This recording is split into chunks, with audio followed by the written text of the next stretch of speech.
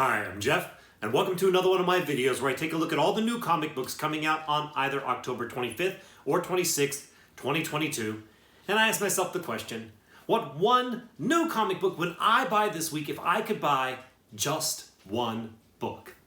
Let's go ahead and start off this video first by taking a look back at my pick from 2 weeks ago, which was Star Wars: The High Republic, issue number 1, volume 2. And the question remains, was it a worthy and worthwhile book to be my just one book pick of the week? And the answer is kinda. It was good. First I want to talk about the spec aspects of it. When Star Wars The High Republic issue number 1, volume 1 came out, people went nuts. People were scooping up that stuff like it was I think it was $15 on the secondary market on the day of release. People went nuts for it.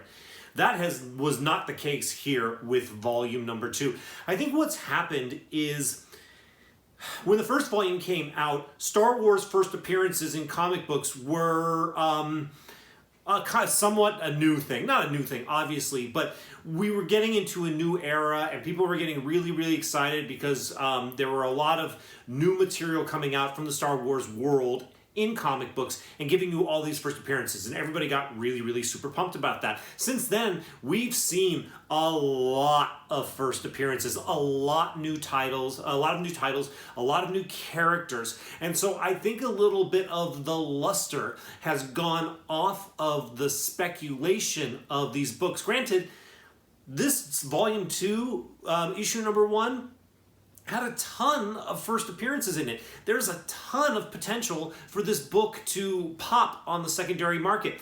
But I think because there are so many first appearances coming out of the Star Wars universe in comic books right now, that basically if you're a short-term speculator and you want fast returns on your investment, this is not the place to go. I have a feeling these Star Wars books are going to be long-term holds, that we're going to be getting Star Wars stories for decades to come, and at some point they might touch on these characters, but probably not anytime soon, which has got people a little less interested in it. But in addition, we can talk about the read. How was it as a read? It was fine.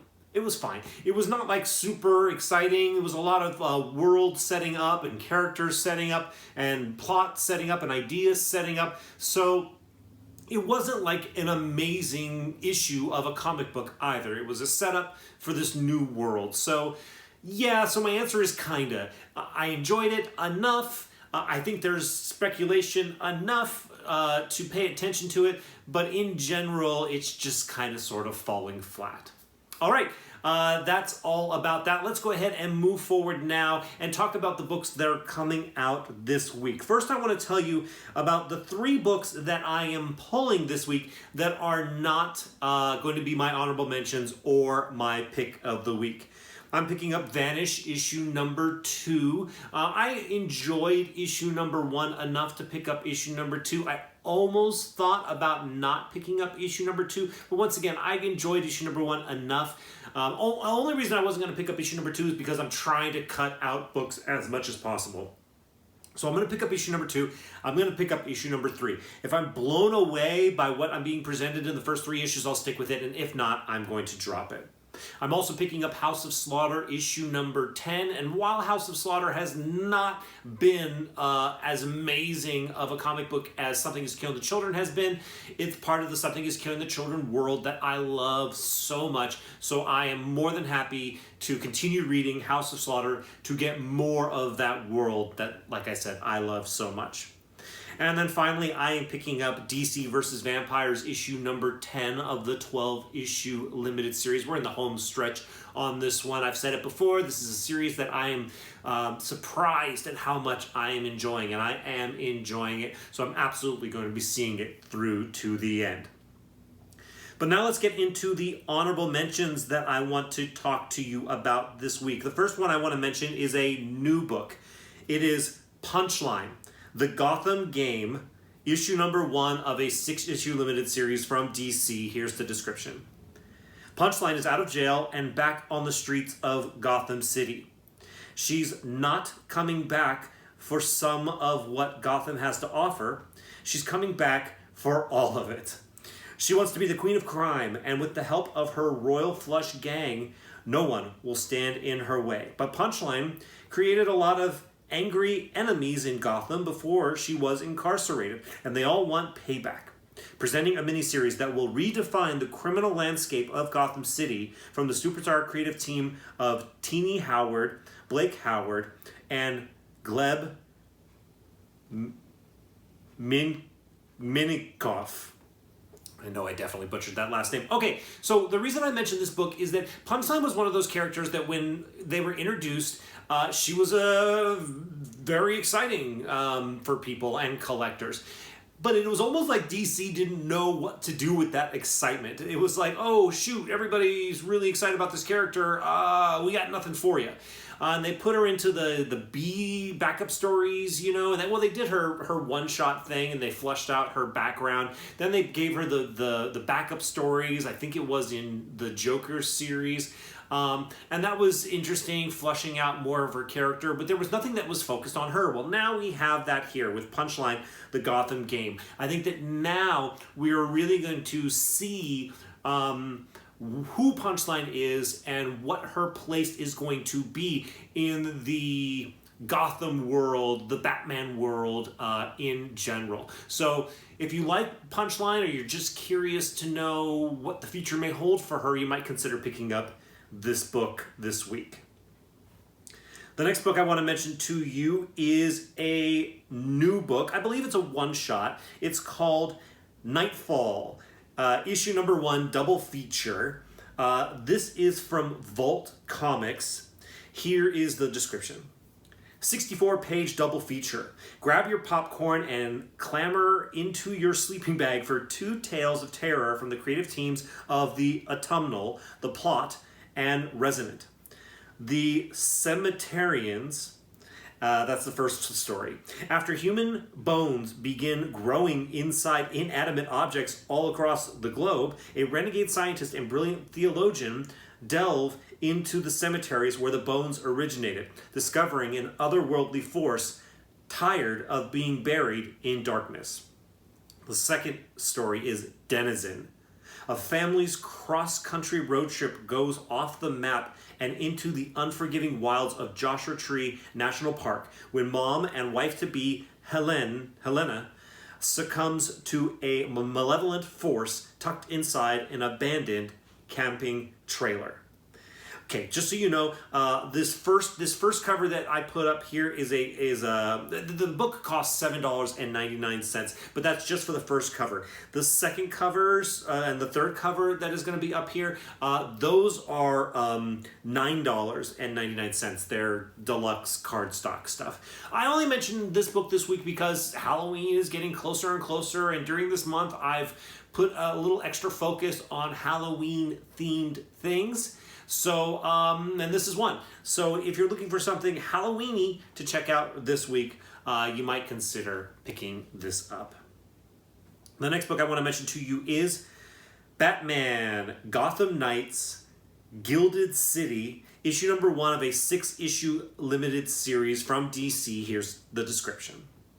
A mysterious virus has infected Gotham City, turning its victims into rabid yellow irised maniacs driven to looting, theft, and bursts of anger. Batman and his Gotham Knights struggle to keep the strange virus contained while investigating its origins. But this is not the first time this unusual illness has overtaken the city. Take a trip to Gotham in the mid-1800s and meet the city's first masked vigilante, the mysterious hero known only as the Runaway, as they, too, find themselves mired in the mystery of this infection. This thrilling and horrific tale, split between modern-day Gotham and the Gotham of 1847, leads directly into the upcoming video game Gotham Knights. Each issue will also offer a code for readers to redeem in the Gotham Knights game for an exclusive item.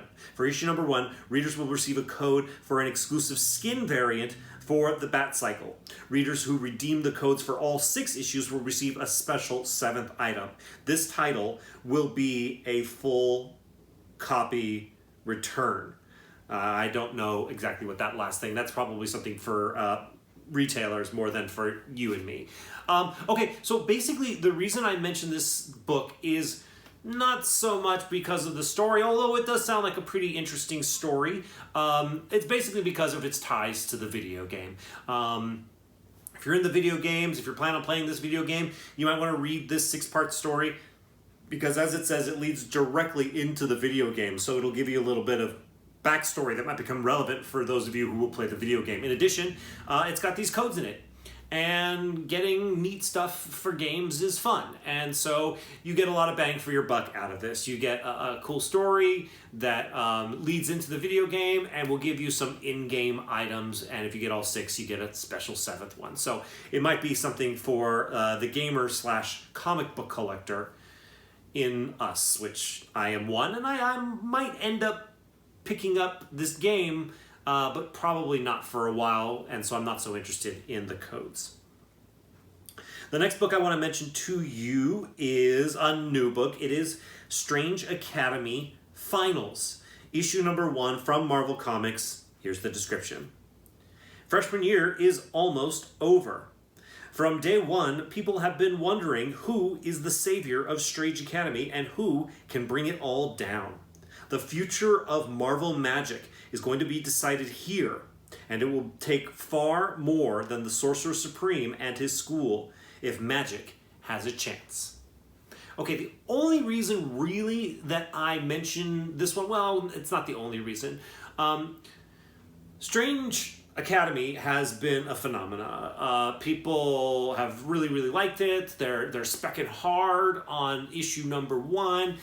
There's been tons of talk about it being a perfect Disney Plus type of animated series, but there's been no movement or announcement as far as the general public is aware. So, although I think that it's a pretty good instinct that we'll see probably an animated version of Strange Academy at some point. So this is I believe a one-shot, and it's more Strange Academy, and it's more developing how this book will influence magic in the MCU. So this one I mentioned basically just to kind of have on your radar. Be aware that this book is coming out this week, and maybe check and see if there ends up being some kind of excitement or spec news that comes out about it as more people actually have the book in their hands and they start making moves with it on the secondary market. The next book I want to mention to you is a Halloween one-shot. It's Criminal Macabre and Count Crowley. This is a From the Pit They Came, once again, Halloween one-shot. Here's the description very quickly. What could be more dicey than a monster hunter with a self-destructive streak? 2 monster hunters with self-destructive streaks. Plop them both into the weirdly wonderful world of fan conventions as they seek to capture a rampaging creature from deep beneath the earth. And the good times will really get rolling. Storied creature catcher Cal McDonald joins forces, with novice beast buster Jerry Bartman in this special crossover event from Steve Niles and David Dastmalchian. Oh yeah, I mentioned this one because I am a fan of Count Crowley. I've really enjoyed it. I liked the first volume of Count Crowley more than I like the current volume, but it is still fun, entertaining, spooky, creepy storytelling. And once again, as Halloween is coming up, I feel inclined to mention books like this, especially this one, because even though while this is scary and has monsters in it, I think it's a little bit more tame. So if you're looking for some Halloween fun in comic book form, for maybe a younger reader, I would steer you more toward this one from Dark Horse Comics, by the way, I didn't mention that, more than I would steer you toward the Nightfall double feature book that I mentioned earlier in the video. All right, I have one more honorable mention for you, and it is a new book called Lovesick, issue number 1 of a 7-issue limited series from Image Comics. Here's the description. It's kind of long. Stick with me. The Lovesick Club is an exclusive, subscribers-only site on the dark web that offers the best in erotic and ultraviolet entertainment. There, matriarch Domino and her fellow dominatrixes punish and torture none other than their own loyal subscribers, many of whom pay good money to meet their end by her hand in front of a large, anonymous audience. But in the eyes of her rage-filled haters, Domino is the mother demon, a deranged succubus who oppresses men by turning them into her slaves. For this crime against men, she must be hunted down and punished. After Bolero and Gospel for a New Century, Luana Vecchio invites you to explore the furthest limits of consent, idolatry, hate, and love in this modern, blood and neon-soaked horror saga that's not for the faint of heart. I think that last sentence is all the warning that we needed. This book in no way, shape, or form sounds like it is for the faint of heart. If you are looking for something especially violent, this Halloween, you had spooky with the first one I mentioned, the Nightfall book. You had kind of fun monster stuff with the Criminal Macabre Count Crowley book, and now you just have violent, erotic, just like dark stuff from this Lovesick book. And don't mean to disparage it. It could be really, really great because of it. It could be just a really whoa kind of story. And I like reading comic books that I have strong reactions to. And this one looks like it has a lot of potential to provide a strong reaction. And you could pick up the first one if this kind of thing is somewhat interesting to you. Check it out if you like it. Pick up the other 7, or pick up the total 7 of them. And if you don't like it, just put it away and don't let anybody ever know that you bought it in the first place. But I had to mention it to you this week because it sounds like it could be worth checking out if you have a strong stomach or the constitution for it. All right, those are all my honorable mentions. That brings me to the one book that I would buy this week, the one new book that is, that I would buy this week if I could buy just one book. And that book is Damn Them All, issue number 1 of a 6-issue limited series from Boom Studios. Here is the description. In this new, dark, supernatural thriller for fans of We Have Demons and Something is Killing the Children, meet Ellie, Bloody Elle Hawthorne, a cultist for hire.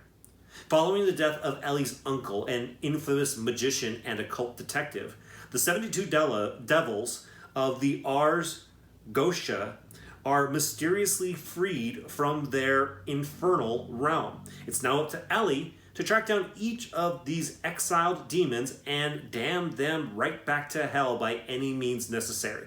Holy water, conjuration, or just her trusty, rusty claw hammer. Legendary The Walking Dead artist Charlie Adlard teams up with Step by Bloody Step scribe Simon Spurrier to introduce your favorite new occult antihero since John Constantine. Okay, so once again, this falls in line. October was a smart month to premiere this. It seems like it's spooky and could be very Halloween-y and worth checking out. It's also possible that I picked this book this week because they invoke Something is Killing the Children, and I am very clear about my love for Something is Killing the Children. But it sounds like it could be a really cool story. It could be at least 72 issues as well, considering there are 72 devils that Ellie here needs to hunt down and return back to hell.